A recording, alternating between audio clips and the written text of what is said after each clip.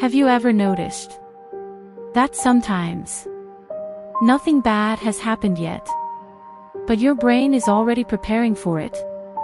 A text takes longer than usual to arrive, and suddenly, your mind starts creating explanations. Maybe they're upset. Maybe you said something wrong. Maybe something happened. Maybe they don't want to talk to you anymore. And before you know it, you're reacting to a problem that doesn't even exist yet. Maybe someone says, "Can we talk later?" And instead of thinking, "Okay," your brain immediately starts searching for danger. What did I do? Are they angry? Is something wrong? And by the time the conversation actually happens, you've already lived through 10 different disasters in your head. Or maybe you're waiting for results. An email. A decision. A response.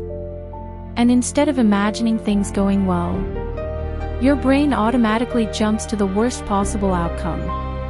Not because it's likely. Not because there's evidence. But because somehow, your mind feels more prepared when it expects bad news. Maybe someone you care about seems quieter than usual. Nothing happened. They didn't say anything was wrong. But your brain starts filling in the blanks. Maybe they're upset with me. Maybe they're losing interest. Maybe I did something. And suddenly, you're carrying stress created entirely by uncertainty. If any of this feels familiar, you may not be pessimistic. You may not be negative. And you may not be trying to make yourself anxious. You might simply have a brain that learned to prepare for danger, even when danger isn't actually present. Here's something many people don't realize. Expecting the worst isn't always about fear. Sometimes it's about protection. Your brain believes, if I expect disappointment, I won't be surprised by it. If I prepare for rejection, it won't hurt as much. If I imagine every bad outcome, I'll be ready. The problem is, your brain can't always tell the difference between preparing for danger and living inside it.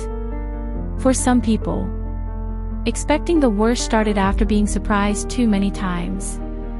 Unexpected criticism, unexpected rejection, unexpected disappointment. And slowly, your brain learned a rule. Don't get your hopes up. Because hope started feeling risky. For others, uncertainty itself became uncomfortable. Not knowing what will happen feels stressful. So the brain rushes to create an answer. Any answer. Even a negative one.